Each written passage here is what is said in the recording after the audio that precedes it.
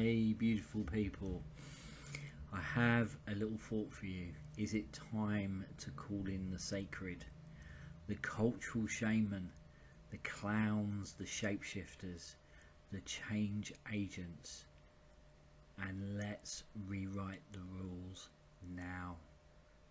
Calling those that live and work in the liminal, the fringes and the fringe dwellers. Last week I was sharing on our Instagram that centuries ago in Ireland there were hedge schools, and hedge schools were created as safe havens for the kinds of teachings that went against the grain.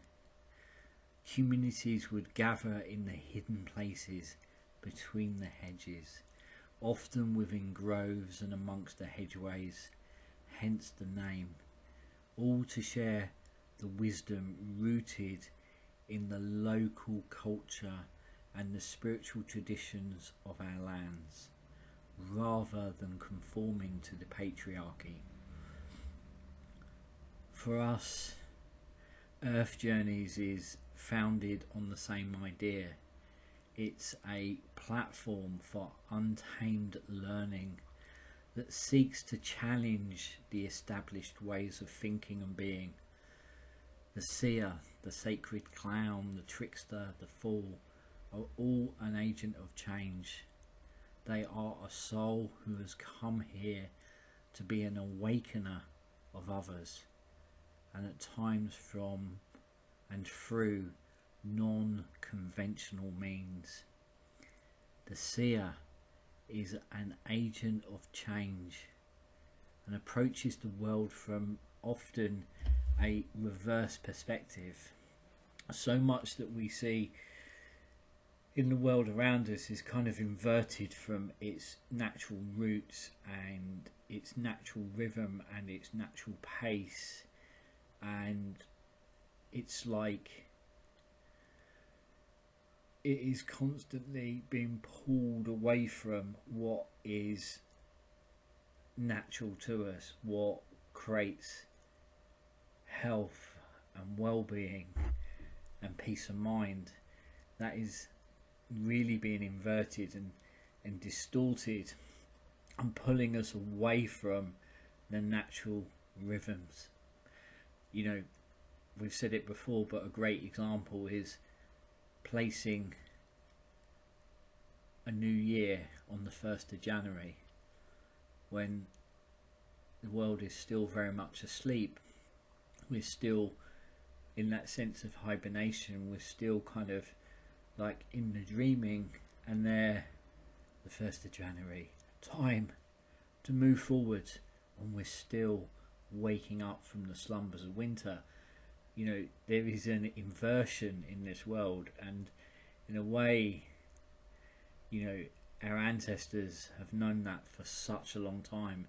Those that have been, and those that have the ability to feel and see the unseen and feel into what isn't always so obvious, have always known that. Hence our ancestors creating the hedge schools. You know, they were created as those safe havens for the kinds of teachings that went against the grain.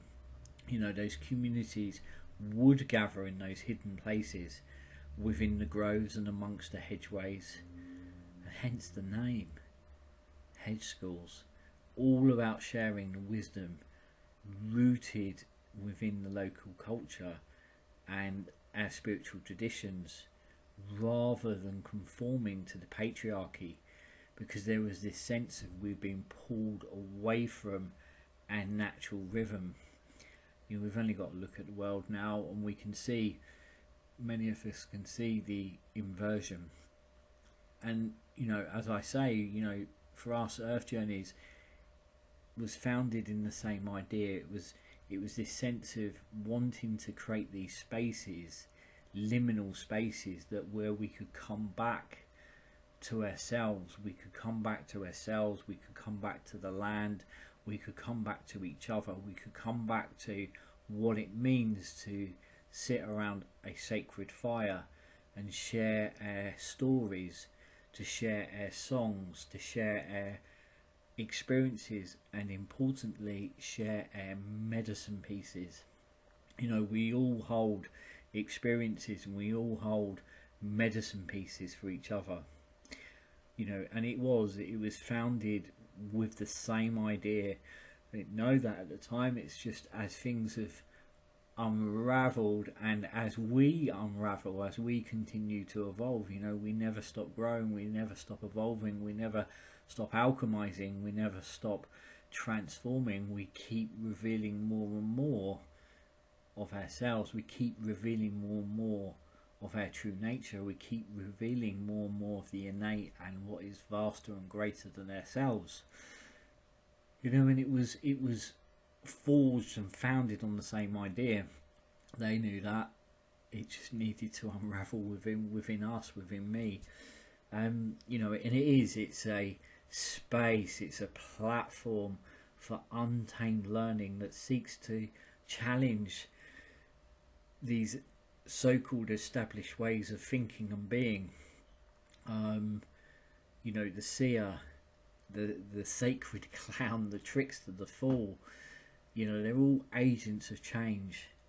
They are souls that come here to be awakeners of others through, at times, non-conventional means. The seer, as an agent of change, approaches the world from a reverse perspective. It's like that sense of, some of the dreams that I've had over the years, and I think many of you listening to this will relate to it, where you're walking along a street, and I've had a dream where I'm walking along the street and the rain is falling, heavy, and then suddenly the rain goes from sky to ground, and then it reverses and it goes from ground to sky. That is one dream, very, very powerful, and there was so much messaging in that it's unraveled over the years.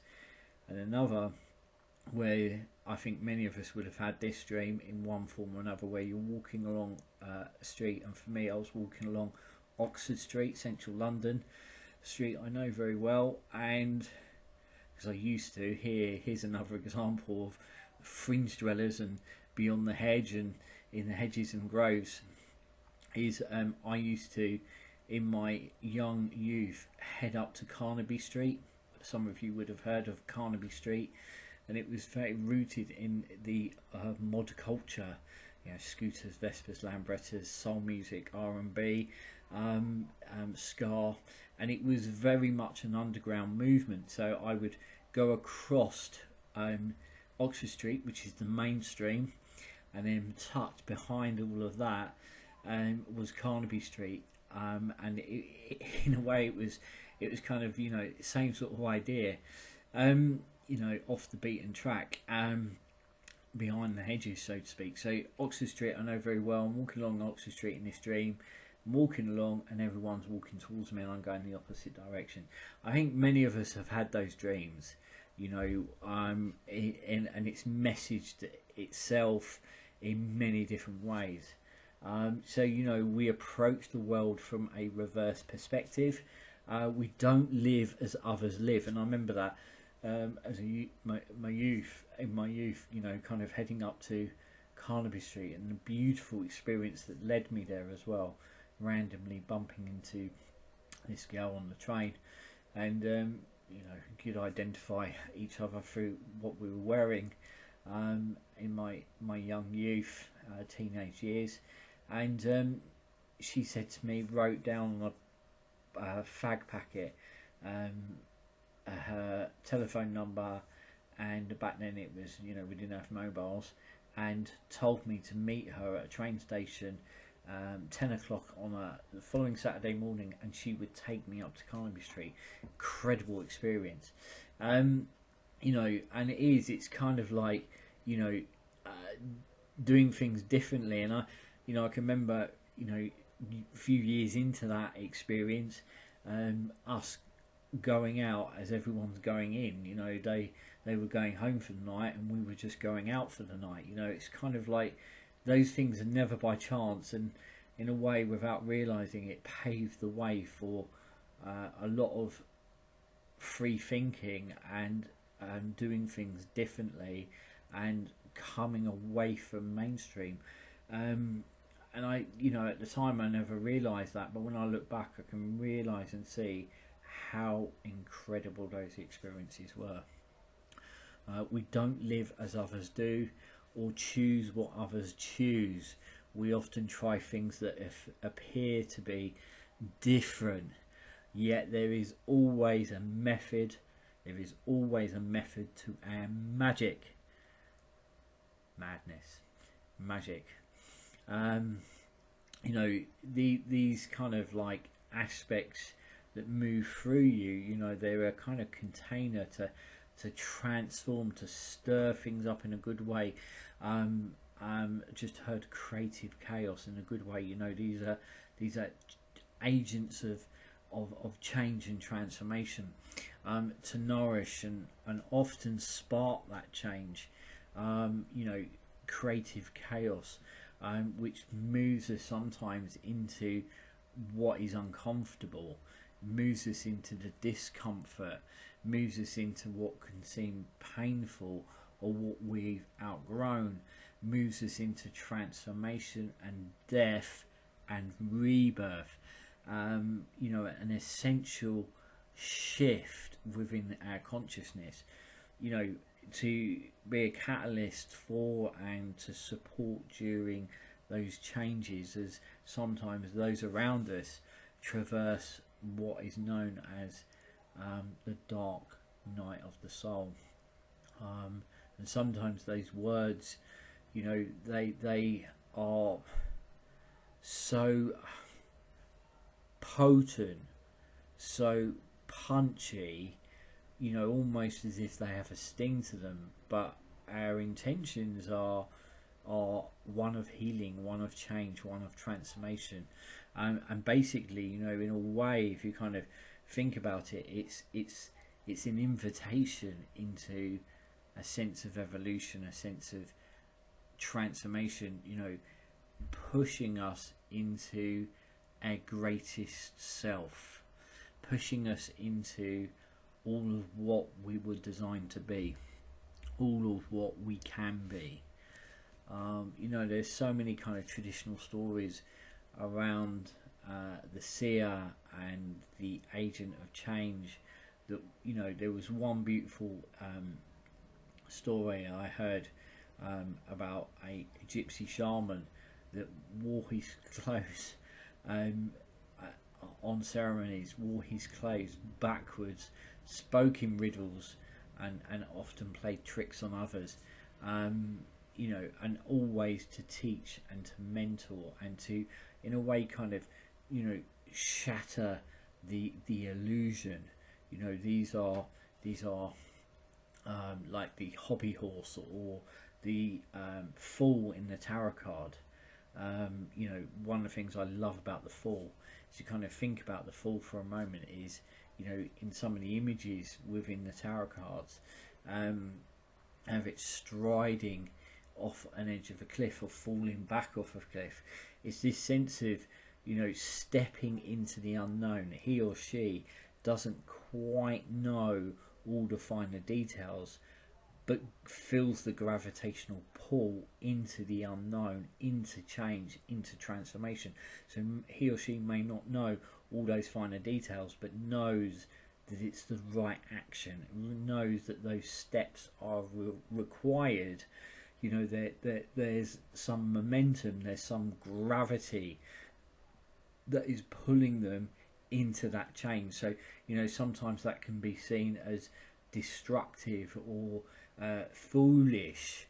He or she just completely steps into the unknown. I remember, many years back now, probably around about 25 years back, I can remember, at the time I was working in kitchen environments, helping out, cooking and all sorts of things. And I remember, very clearly, and it was sort of like working for an agency, and I remember very clearly at the time, hearing spirit say to me, you have 18 months. And almost 2 years had passed, and I was quite comfortable with that, and I was doing the odd consultation here and there, and I was very, very kind of just moving very gently with all of that. And I can remember 2 years in, waking up one morning and thinking, that's strange. Oh my gosh, my alarm clock hasn't gone off, my alarm hasn't gone off. And back then I had no problem, I was able to run, and running, charging down to the train station, got halfway down and realised that, oh no, I'd forgotten my wife's locker key. So, you know, it's kind of part of the breakfast crew, and I'm thinking, oh my god, you know, when I get there,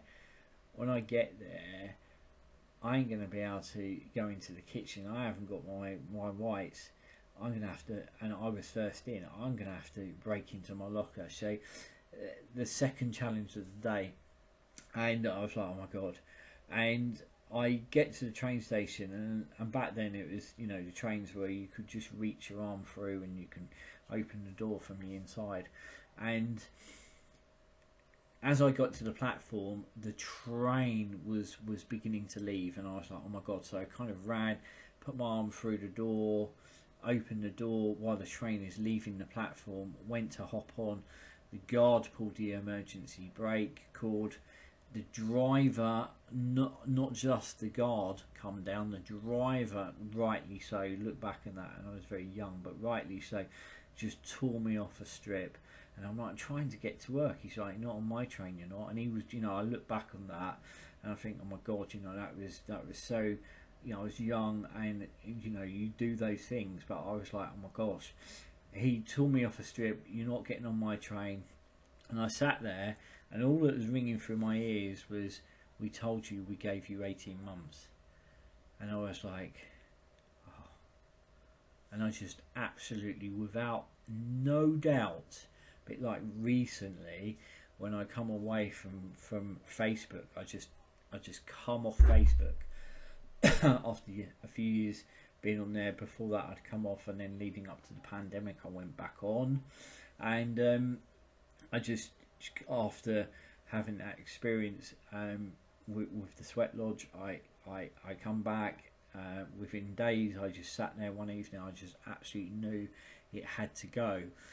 And it was the same with this experience. I sat there, and all I could hear really clearly in my head was, we told you, we gave you 18 months. And I just completely knew what was being messaged to me. There I was, sitting on the train platform. I could not get to work. I was going to now be late. I'd woke up. The alarm clock hadn't gone off. That had never happened. And I just thought, do you know what? This is an intervention. This is an absolute cosmic kick up the backside. And as scary as that was, I went downstairs, put 50p into the phone box. You know, back then, you know, didn't have mobiles. 50p into the phone box, rung my boss and said, do you know what, I don't think I'm coming back. And they were like, well, Shane, what, really? And that was that. You know, that was that. And I, you know, then knew what was required and what was needed, but it was like, it was falling backwards off that cliff. And when I kind of look back at that, that was a poignant part within my journey. You know, I think that, you know, sometimes, you know, again, it's like what I was saying earlier, you know, sometimes we get thrown into transformation and change. And sometimes we can feel it stirring, or in my case, it was a clear message. You know, I was put on notice, so to speak. So there we are. So, you know, wanted to share that with you all. And for those of you that are part of our beloved Hedge School, our Midsummer Portal is now open. Enjoy. There are some nuggets of wisdom in there. And those of you that would like to join us, because I've had a few people ask, those of you that would like to join us for a limited time, we have once again opened up Beyond the Hedge, which is, as I was saying, it's like mirroring that concept and idea of the hedge school. a enriched, nourishing on and offline community. What we are gently nourishing there is a gentle collective, really rooted in the Hedge School principles. The Community and Hedge School is now welcoming new members. It opened up from June the 7th until 10 p.m. on the 21st of June. Those of you that would like to, we hope you'll join us. Subscription is £5 per month. I will leave a link in the video description as well. And as I say, we open the doors to our Hedge School 3 times a year. The next and last will be around Autumn Equinox, but you will find the doors are open now between the 7th of June all the way through to 10 p.m. on the 21st of June. It is a wonderful space of sharing, growing and learning, and it also gives you then access to our physical ceremonies and rituals that are held beyond the gate within my dad's woodland. So there we are. Until next time, sending you all so much love.